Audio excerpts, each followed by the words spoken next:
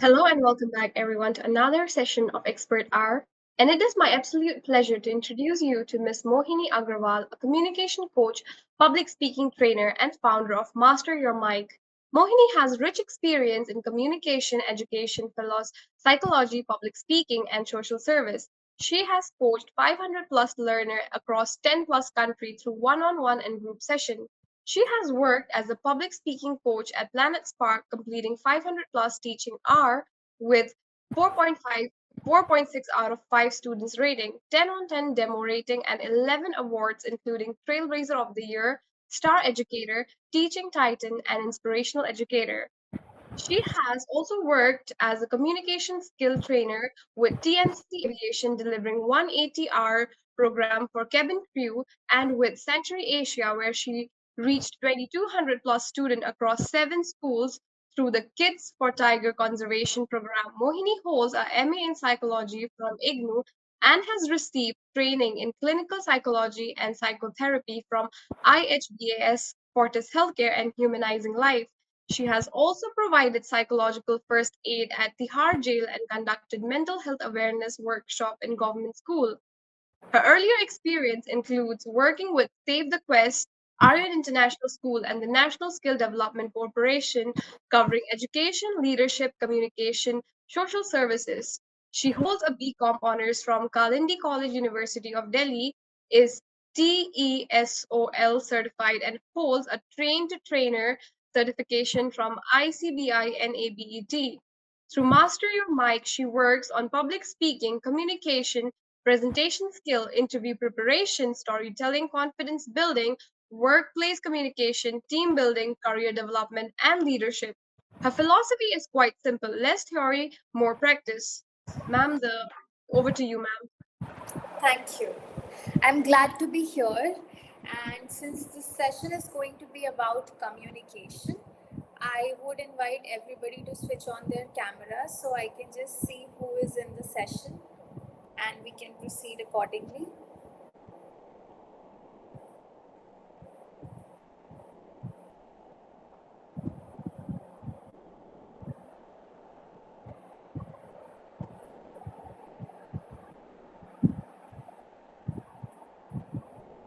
Okay. So how many students do we have roughly in the session right now? Ma'am, we do have around 10 students who has joined us from here, like Google Meet itself, and then other students have actually joined from YouTube Live. So Okay. if you guys have any question, you can just comment it in the YouTube section and I'll be questioning. Like I'll ask the question from you, ma'am, if they have any questions. Or if whoever has joined us from here can just raise their hand and ask the question. Okay, that's great. So I would like to start with a question for everybody present here. Has this happened with you that you wanted to say something? हमें कुछ कहना है, हमारे mind में भी है, but we don't have the right words for it. How many of you have experienced this? You can just drop in a yes, me, or say it out loud. So this is something that I've heard the most from all my students कि ये हमारे साथ सबसे बड़ी problem होती है, चाहे हम इंटरव्यू में हो, चाहे हम किसी से बात कर रहे हो, चाहे हम स्टेज पर हो. There is so much in our head that we want to say, but we don't know how to get it out, right? सबका अपना पर्सपेक्टिव हो सकता है where I want to put into picture, but the crux is always the structuring of our thoughts, and that is something we are going to pick up in the session today. Anybody who would like to share what is it that you would most like to get better at? Like, since we are in the session here, I'm sure everybody has come up with something or the other. So because we all are here, हम यहाँ पर आए हैं, तो हमारे पास कोई ना कोई गोल होगा कि मैं ये सेशन अटेंड करने जा रहा हूँ या करने जा रही हूँ, तो मुझे ये चीज़ सीखनी है या मुझे इस चीज़ में बेटर होना है. What is it for you? मैंने स्क्रीन पर भी कुछ ऑप्शंस रखे हैं, आप देख सकते हो. इज इट कि मेरे को जब प्रेजेंटेशन देनी होती है तब मुझे नहीं समझ में आता कि मैं कैसे करके बोलूँ, या फिर कुछ भी पब्लिक में बोलना है, कुछ इंग्लिश में बोलना है, कभी भी मुझे ऐसा लग रहा है कि यहाँ पर मुझे कॉन्फिडेंटली बोलने की ज़रूरत है, मैं नहीं बोल पा रहा हूँ, मुझे अपने थॉट्स एक्सप्रेस करने हैं, मुझे किसी नए जने से बात करनी है. What is it for you? कुछ भी आपके माइंड में आ रहा है? किस चीज़ में आप बेटर होना चाहते हो?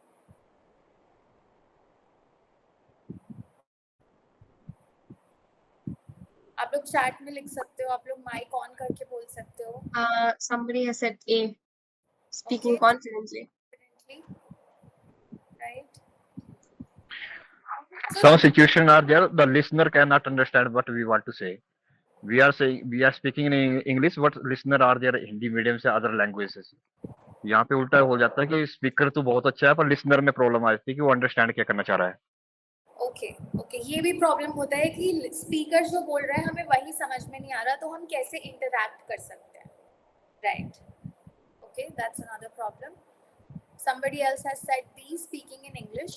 ओके, तो इंग्लिश बोलना जो एक स्किल है वो ऑफ कोर्स इम्पॉर्टेंट है. अगर हमारे साथ ऐसा हो रहा है कि हमें बिल्कुल ही समझ में नहीं आ रहा, जैसे अभी हुआ कि मैंने इंग्लिश में बोलना स्टार्ट किया आउट ऑफ हैबिट, तो काफी लोगों को समझ में नहीं आया, तो मुझे बताया गया कि आप इंग्लिश की जगह हिंदी में बोलो. दैट इज द कम्युनिकेशन जो जरूरी है. वहां पर आपको स्पीकर को बताना होगा कि मुझे इंग्लिश में समझ में नहीं आ रहा है, आप हिंदी में बोलो.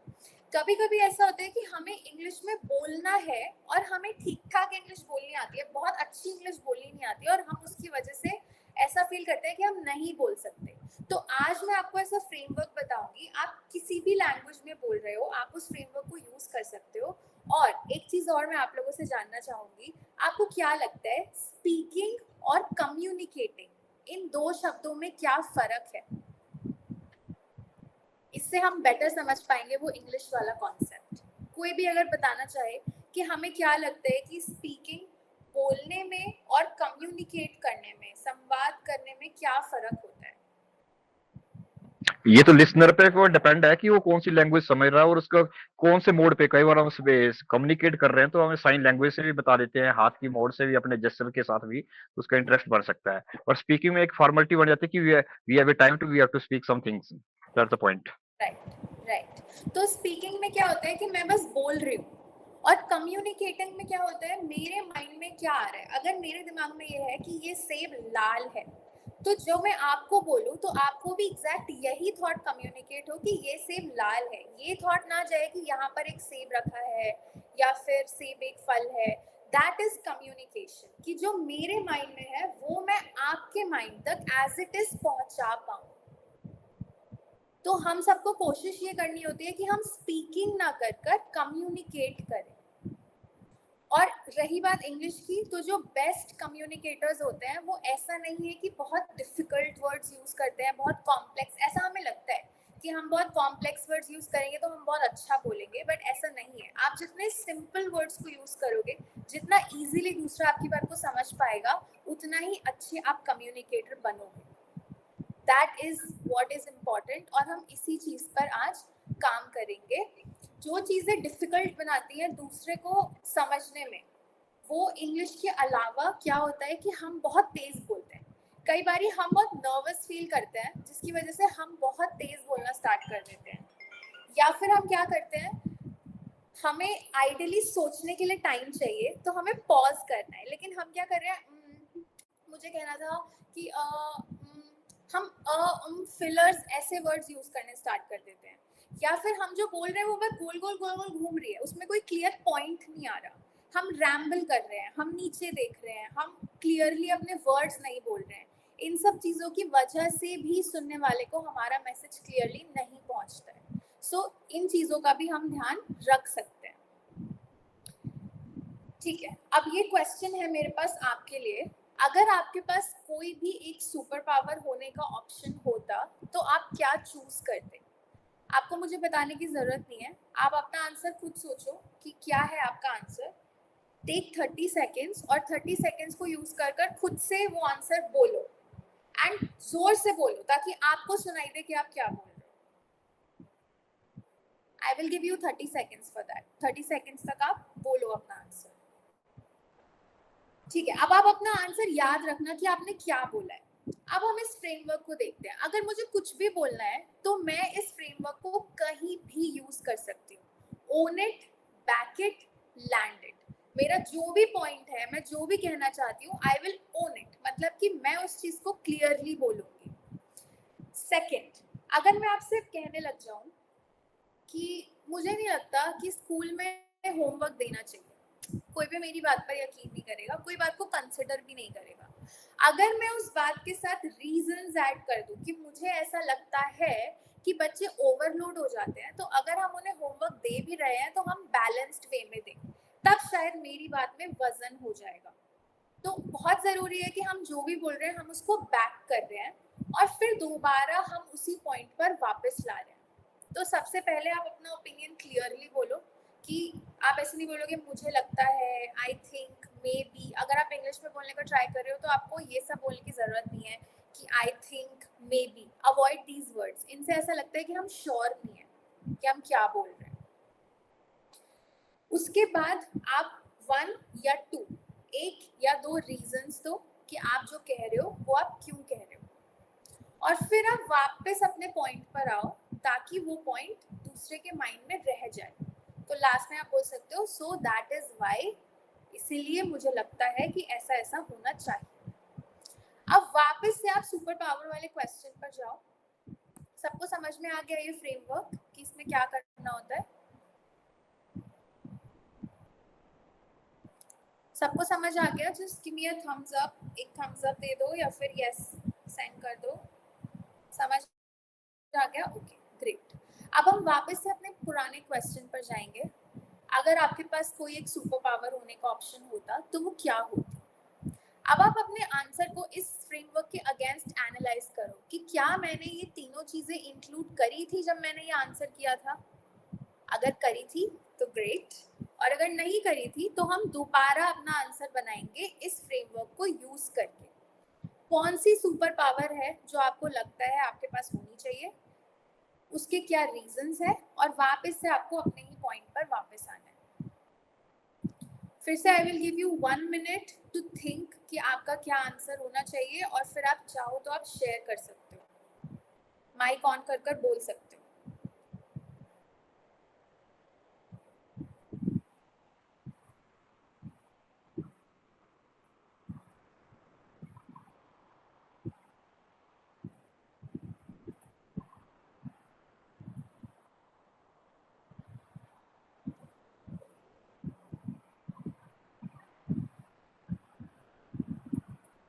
क्या सबने अपना आंसर रेडी कर लिया? अगर कर लिया है तो show me a thumbs up, या फिर आप यस टाइप कर सकते हो।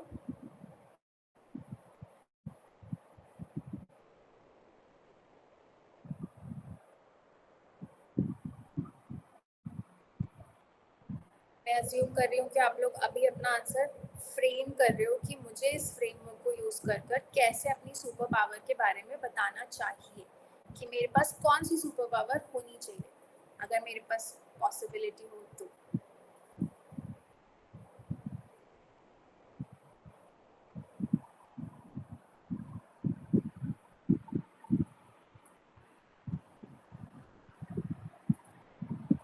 Packet, okay.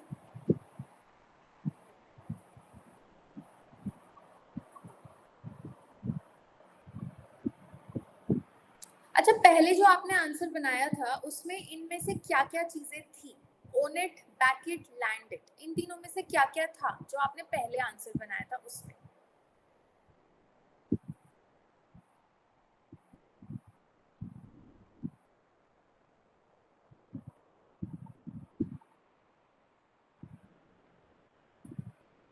माइक ऑन कर कर भी बोल सकते हो, चैट में भी डाल सकते हो। जो आपने पहले आंसर बनाया था उसमें ओन इट, बैक इट और लैंड इट में से क्या क्या था?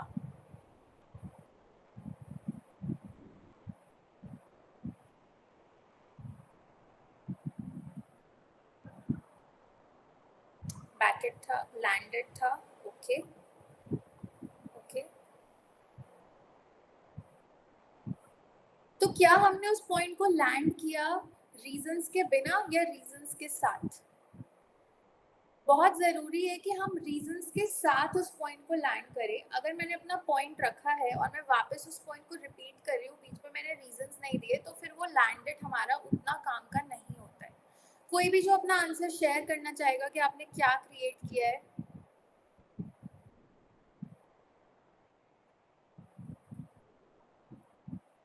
Landed with reason and example, okay great.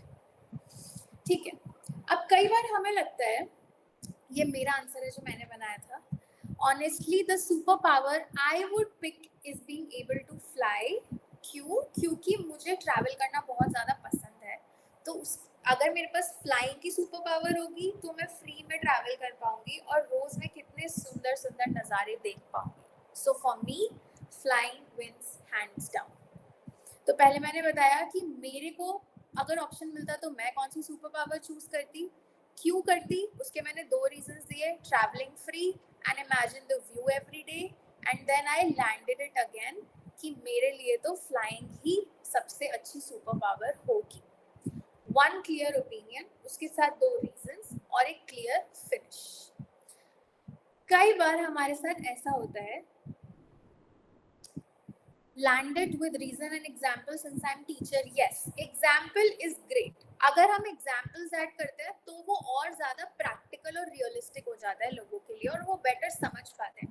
कई बार हम stories भी ऐड कर सकते हैं अपनी real life से. बहुत लंबी story नहीं, but एक short story जिससे हम अपने point को और अच्छे से prove कर पाएं कि हाँ हम ये बोल रहे हैं, prove कर पाएं या support कर पाएं. अब कई बार क्या होता है कि हम 4 लोगों के बीच में बैठे हैं और हमें ऐसा मौका मिल रहा है कि हम बोल सकते हैं, अपनी राय दे सकते हैं, बट हमें समझ में नहीं आता कि हम कैसे स्टार्ट करें.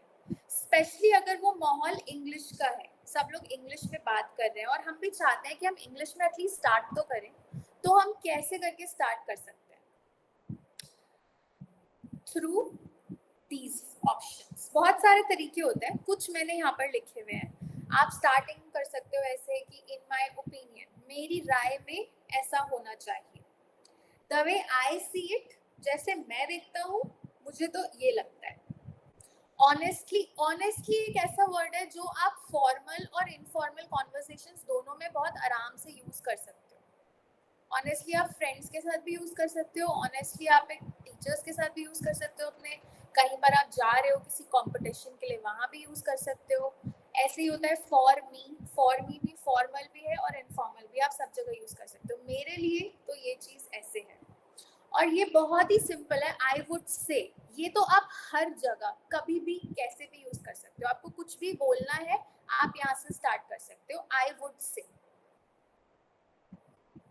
ये फ्रेजेस आपको क्यों हेल्प करेंगे? क्योंकि कई बार हमारे माइंड में थॉट होता है कि हम क्या बोलना चाहते हैं, लेकिन हमें स्टार्टिंग ही समझ नहीं आती.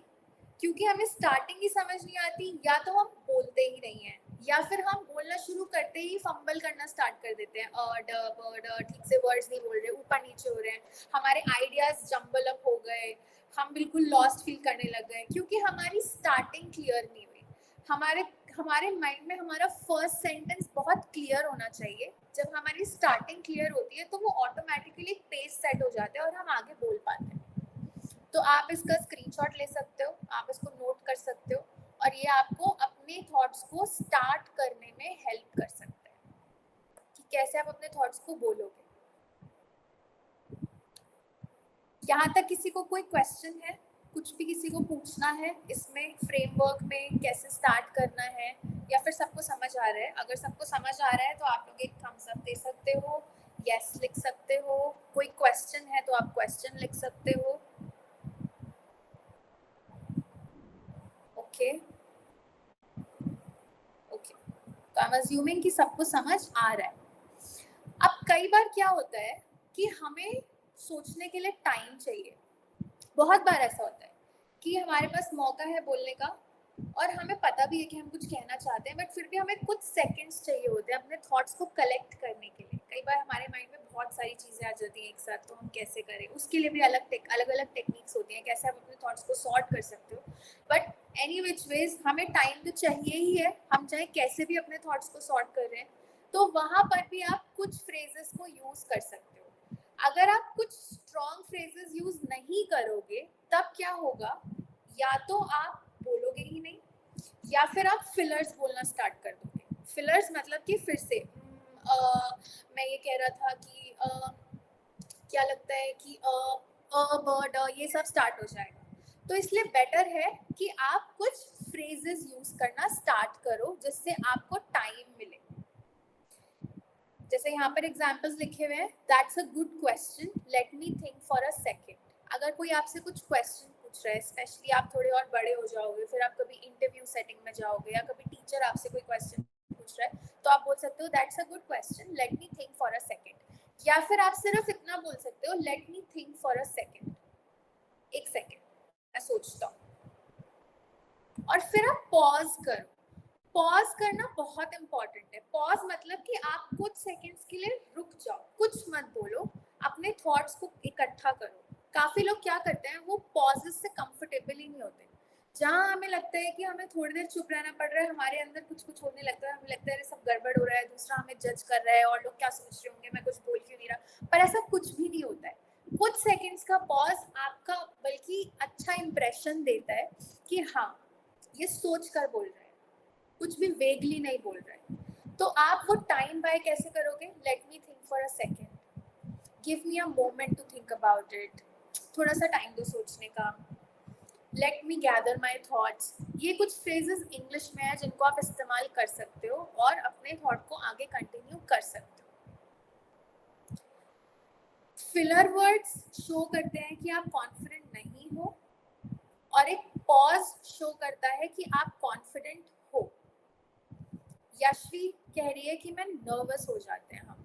यस, हम नर्वस हो जाते हैं क्योंकि हमने इन सिचुएशंस को भी प्रैक्टिस भी नहीं किया होता है ना, और हमें पता भी नहीं होता है कि हमें करना क्या है. बट अब आपको पता है कि अगर आपको सोचने के लिए टाइम चाहिए और आप कुछ सेकंड्स के लिए पॉज कर रहे हो, तो उससे आप कॉन्फिडेंट ही शो रहे हो, आप नर्वस शो नहीं हो रहे हो. आप या तो खुद से चुप होकर बोल सकते हो थोड़ी देर में, या फिर आप दूसरे को बता सकते हो. उस चीज को हम बोलते हैं साइन पोस्टिंग, कि आप दूसरे को बताकर चलो, एक मिनट, लेट मी थिंक. ठीक है, आप आराम से 30 सेकेंड्स ले लोगे, कोई प्रॉब्लम नहीं. क्या आपको लगता है कि इससे आपको हेल्प होगी ऐसे फ्रेजेस यूज करने से या साइन पोस्ट करने से? Show me a thumbs up अगर आपको लगता है कि हाँ हमें हेल्प होगी, हाँ हम ट्राई कर सकते हैं इस चीज को. Yes yes, okay, great. एक और सेट ऑफ क्वेश्चन करते हैं. What is one skill every student should learn? और इस बार मैं चाहती हूँ, हमने सब कुछ सीख लिया है और मैं चाहूंगी कि आप लोग अपना कैमरा माइक ऑन करो, कैमरा नहीं खाली माइक ऑन भी कर सकते हो, और बोलने की कोशिश करो, क्योंकि कम्युनिकेशन ऐसी चीज है जो सिर्फ सुनने से नहीं आएगी, आप बोलोगे तब आएगी. अगर आप अभी सेशन में मेरे साथ प्रैक्टिस करना चाहते हो तो मैं आपको करवा सकती हूँ, वरना आप बाद में भी प्रैक्टिस कर सकते हो. आई विल टेल यू कि आपको कैसे खुद प्रैक्टिस करना है. तो आपका प्रॉम्प्ट है, what is one skill every student should learn? कौन सी एक स्किल आपको लगती है जो हर बच्चे को सीखनी चाहिए? फ्रेमवर्क आपको याद है क्या है? फ्रेमवर्क का क्या हम एक बार चैट में डाल सकते हैं वो तीनों चीजें फ्रेमवर्क की? वो 3 चीजें जो हमें ध्यान में रखनी है जब हम अपना आंसर बनाएंगे.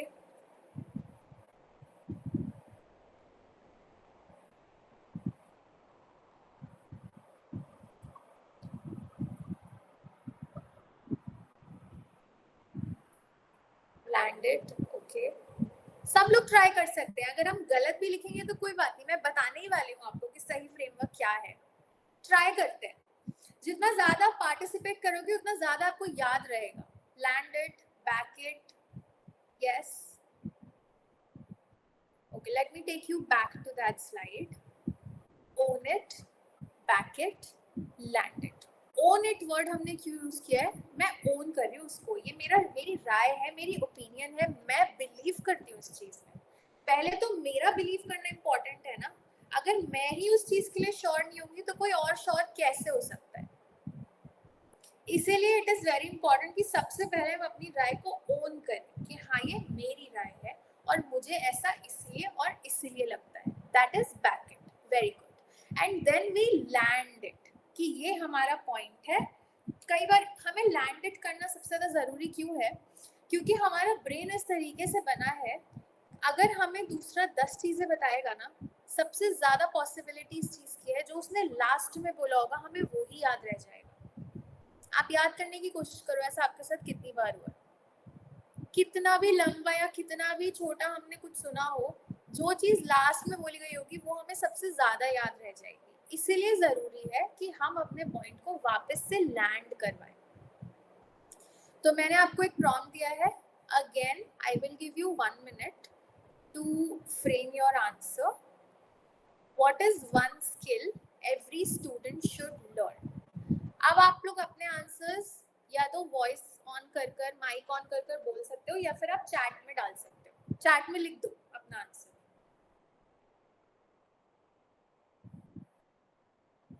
आई will give you 1 minute for it. 1 minute का टाइम है आपके पास, अपना आंसर बनाओ। कौन सी स्किल है जो हर बच्चे को सीखनी चाहिए?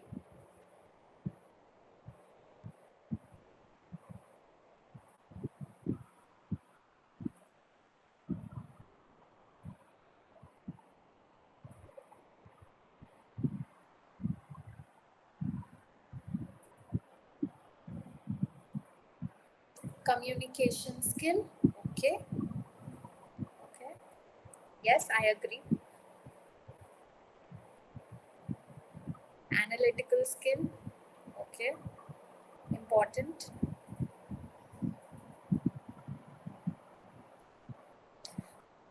Computer. Okay. Computer चलाना आना चाहिए सबको. In my opinion, every student should learn how to focus. Yes, very good point. Should be a good listener. Great. अभी हम क्या कर रहे हैं? अभी हम अपने पॉइंट को ओन कर रहे हैं। इसको हम बैक करने का भी ट्राई करते हैं रीजंस के साथ। इसका रीजन क्या है? अगर आपको लगता है कि कम्युनिकेशन स्किल होनी चाहिए तो क्यों होनी चाहिए? 1 या 2 पॉइंट सोचो। कोशिश करो कि आप लिख ही दो, तो मैं आपको हैंड टू हैंड फीडबैक दे दूंगी। Every student must learn strong communication skills and get rid of stage fear. Yes. Very well put.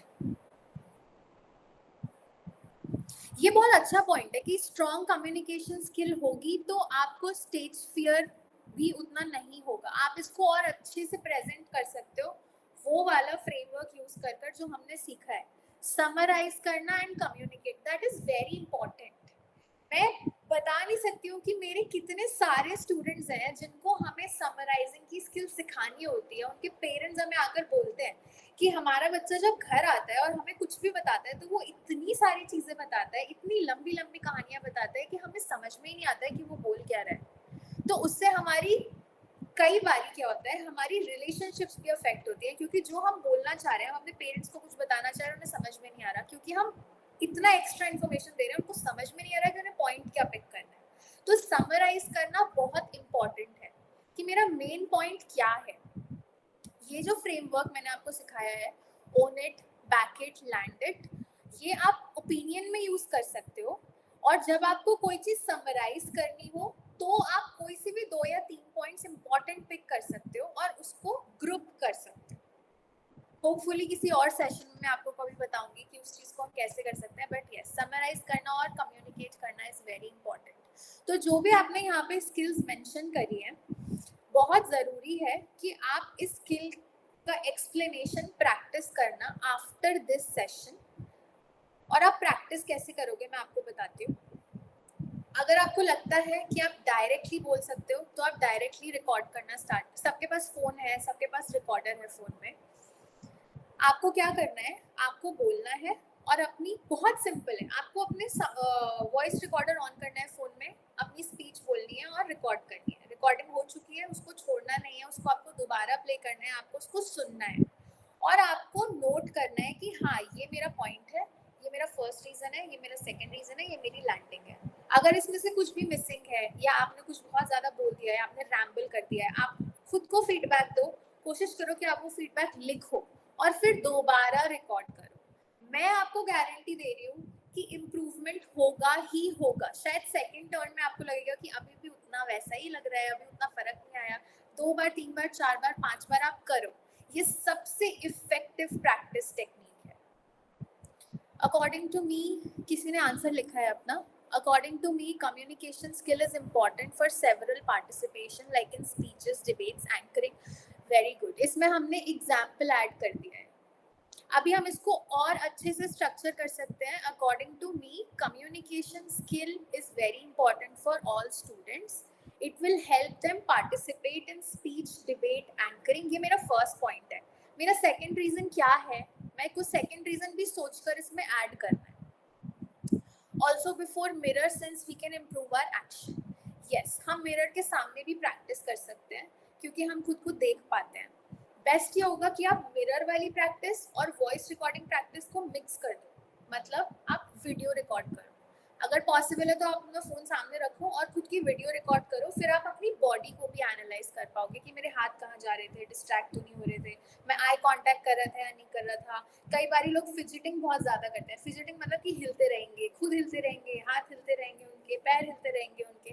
तो जब हम किसी थर्ड पर्सन के पर्सपेक्टिव से खुद को देखते हैं ना, लिसनर के पॉइंट ऑफ व्यू से हम खुद को देखते हैं, तब हम खुद को बेटर समझ पाते हैं कि एज अ स्पीकर मैं क्या क्या चीजें इम्प्रूव कर सकता हूँ या कर सकती हूँ।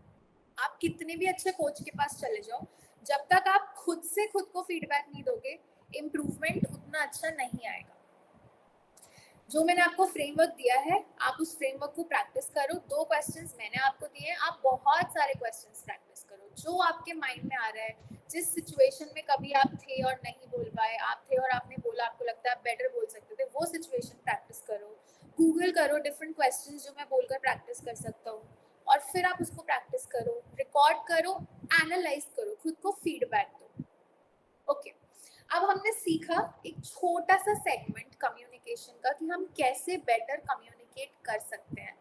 आप सोचते हैं थोड़ा सा कि हमें इसकी ज़रूरत कहाँ पर पड़ती है। वैसे मुझे पता है कि सबको पता है कि कहाँ पर पड़ती है, फिर भी I would like to just understand this कि आप लोगों को क्या लगता है, आपका क्या विजन है कि आप कम्युनिकेशन सीखकर कहाँ अप्लाई करोगे। चैट में आप लिख सकते हो। अपनी लाइफ में हमें कम्युनिकेशन की ज़रूरत क्यों है, कहाँ पर हम उसको यूज़ करेंगे।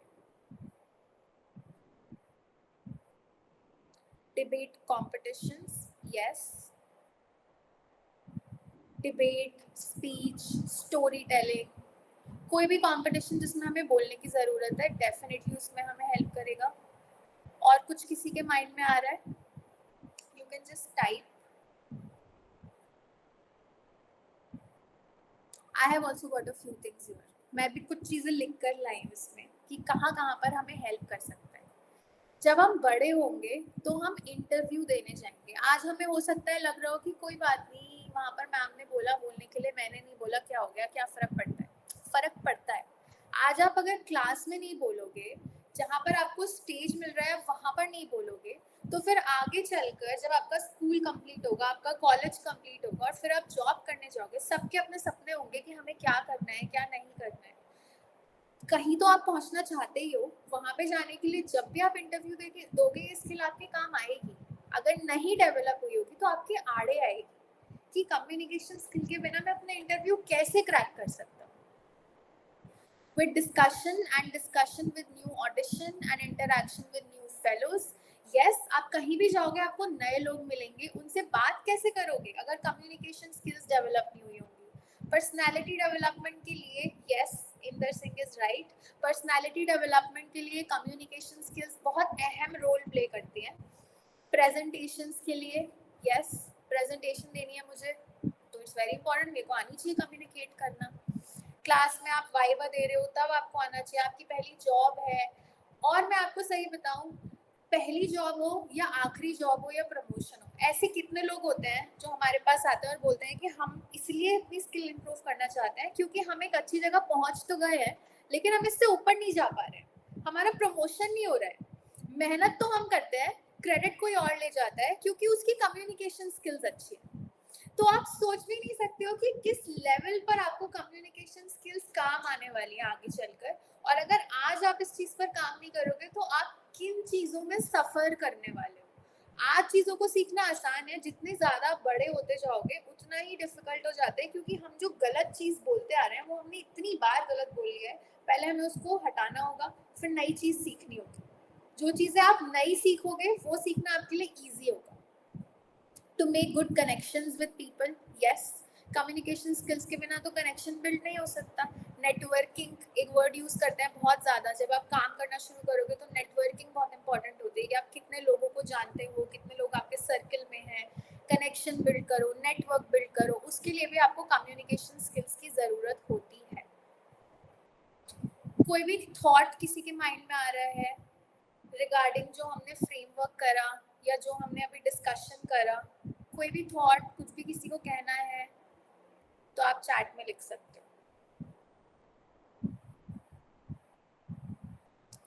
ये है एक जिस्ट कि हमने आज क्या सीखा है। आप इसका स्क्रीनशॉट लो और इस स्क्रीनशॉट से जब आप रिकॉर्डिंग करके प्रैक्टिस करोगे तो ये खोलना और इससे चेक करना कि क्या मैंने ओन इट किया, क्या मैंने बैक इट किया, क्या मैंने लैंडेड किया, जब मैंने बोलना स्टार्ट करा तो मैंने इसमें से क्या यूज किया, क्या मैंने बोला ऑनेस्टली मुझे लगता है for me flying is the superpower. For me, communication skills are important. The way I see it, communication skills are important. तो आप इसके अगेंस्ट अपना काम चेक कर सकते हो। जो भी चीज़ मिसिंग है उसको ठीक करो, दोबारा रिकॉर्ड करो और प्रैक्टिस करो।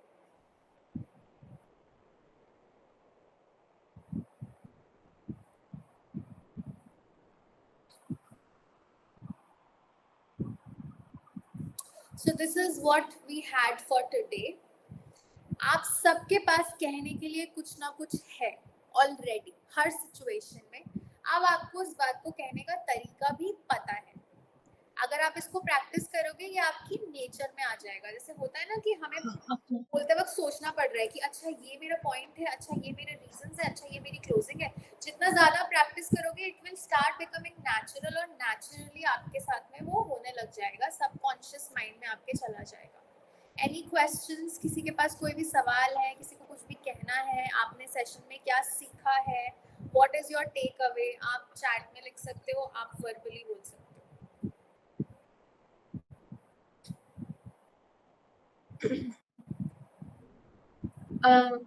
जब तक ये क्वेश्चन फ्रेम करते हैं तब तक हमारे पास भी कुछ क्वेश्चंस ऑलरेडी है जो यूट्यूब से आए हैं, तो मैं आपको बताती हूँ। So, what is the most effective way to build confidence while speaking in front of a large audience? और ये क्वेश्चन श्रेया का है जो कि कुल्लू से है। ओके, तरीका सेम ही रहता है, चाहे आपको एक जने के साथ बात करनी है, चाहे आपको 2 जनों के साथ बात करनी है, चाहे आपको एक बहुत बड़ी ऑडियंस के साथ बात करनी है। जो मैंने आपको रिकॉर्डिंग वाला तरीका बताया है वो आप करोगे तो आपके हर जगह काम आएगा। अगर आपको पता है कि आप एक लार्ज ऑडियंस के सामने बोलने वाले हो तो इट इज़ इम्पॉर्टेंट कि आप वीडियो रिकॉर्डिंग से प्रैक्टिस करो, क्योंकि वहाँ पर आपकी बॉडी लैंग्वेज भी मैटर करती है। आप प्रैक्टिस करो आई कॉन्टैक्ट करने का, आप अपने सामने 4 लोगों को बिठाओ और फिर आप उनसे पूछो कि जब मैं बोल रही थी या बोल रहा था तो क्या तुम्हें लगा कि मैं तुम्हारी तरफ देख रही थी या नहीं।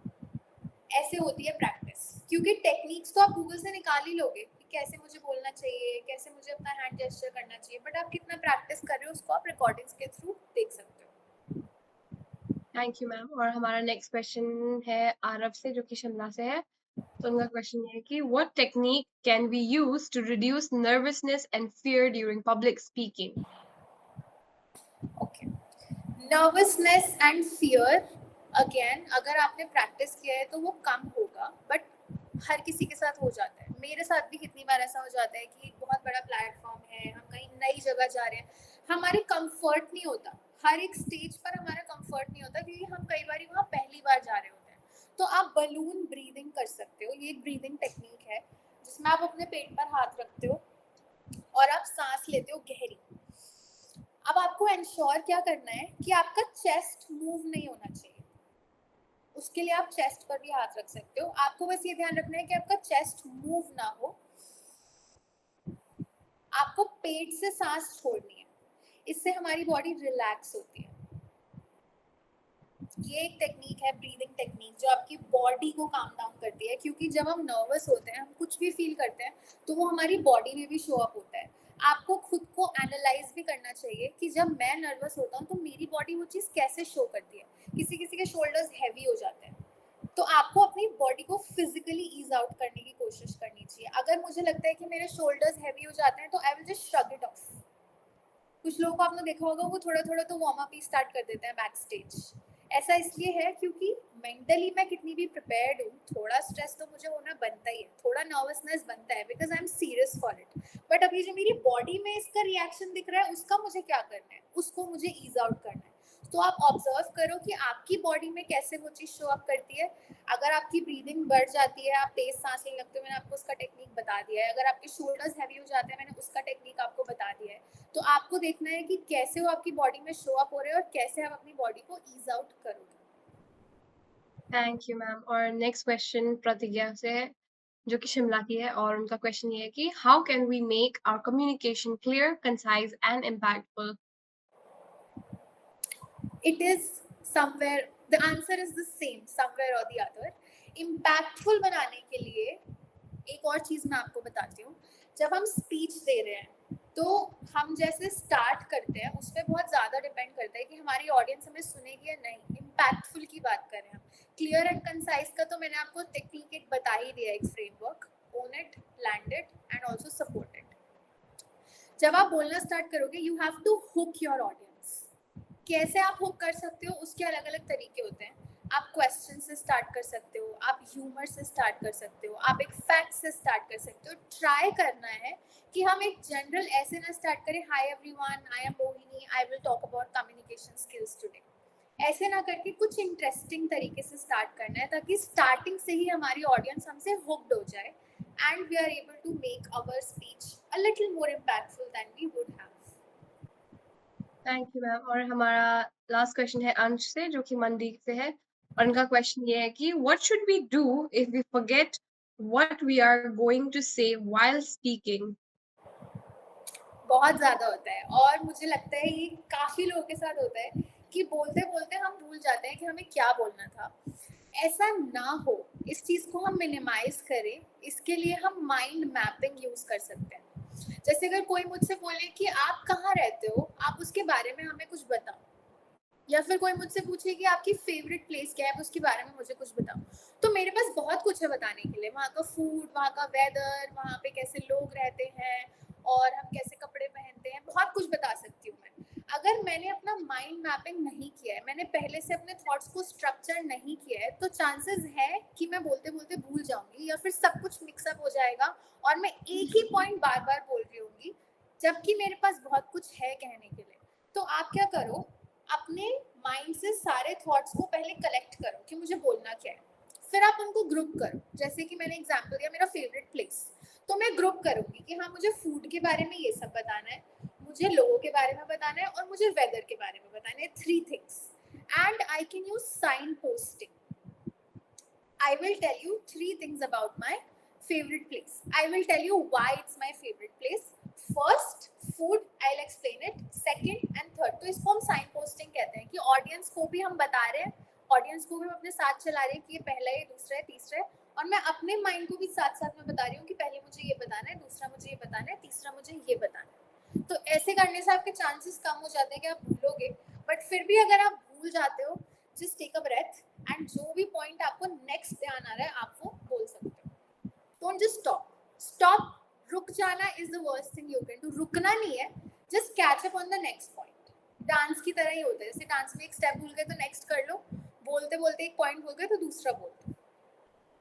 Thank you ma'am. और आप बाकी सबको क्वेश्चन है तो आप वो भी पूछ सकते हैं. If the other people have questions.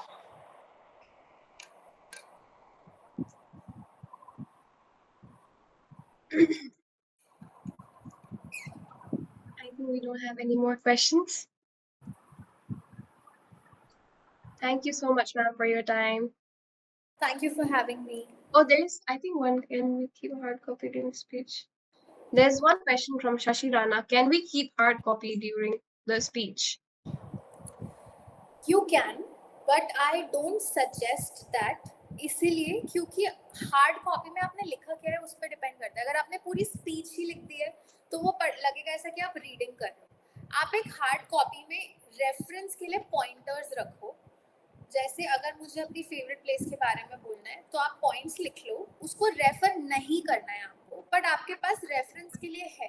तो चीज़ को देखकर पढ़ने में और थोड़ा थोड़ा बीच में हेल्प लेने में जो डिफरेंस होता है, उससे बहुत डिफरेंस आएगा आपकी स्पीच में. अगर आपको लगता है आपको हेल्प करेगा, why not do it. Thank you, ma'am, and thank you everyone for asking questions and joining the session. Bye-bye. Thank you.